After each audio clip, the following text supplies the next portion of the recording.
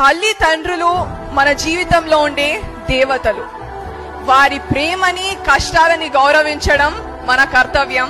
ఎందుకంటే తల్లి అనేది గుండె నిండిన ప్రేమ, తండ్రి అనేది ఆత్మ నిండిన బలం.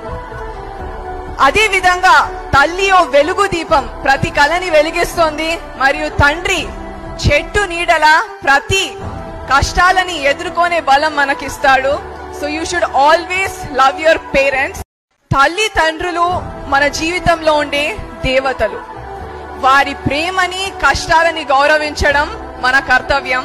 ఎందుకంటే తల్లి అనేది గుండె నిండిన ప్రేమ, తండ్రి అనేది ఆత్మ నిండిన బలం.